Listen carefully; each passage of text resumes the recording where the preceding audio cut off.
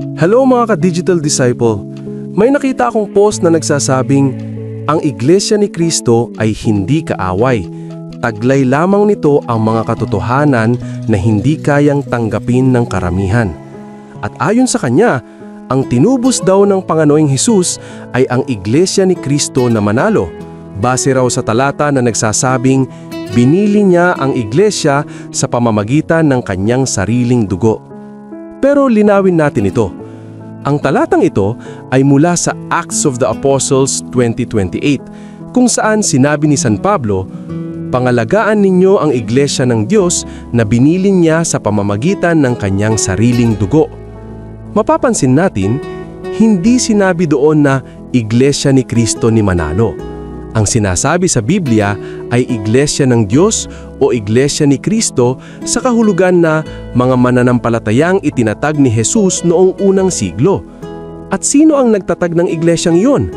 Ang sagot ay malinaw sa Gospel of Matthew 16:18, kung saan sinabi ni Jesus kay Pedro, "Ikaw ay Pedro, at sa ibabaw ng batong ito ay itatayo ko ang aking iglesia."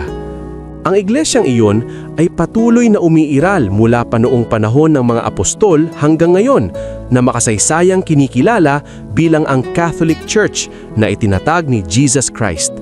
Ang punto dito, hindi tinubos ni Jesus ang isang iglesyang itatatag pa lamang noong 1914. Tinubos niya ang kanyang iglesia na nagsimula sa panahon ng mga apostol. Kaya mahalagang tandaan, ang kaligtasan ay hindi nakatali sa pangalan ng isang organisasyong lumitaw lamang sa modernong panahon, kundi sa tunay na iglesyang itinatag ni Kristo. Hindi tayo nakikipag-away sa ibang relihiyon. Ang ginagawa natin ay linawin ang katotohanan ayon sa Biblia at sa kasaysayan ng Kristyanismo. Kung may mga kaibigan tayong nasa ibang paniniwala, igalang natin sila.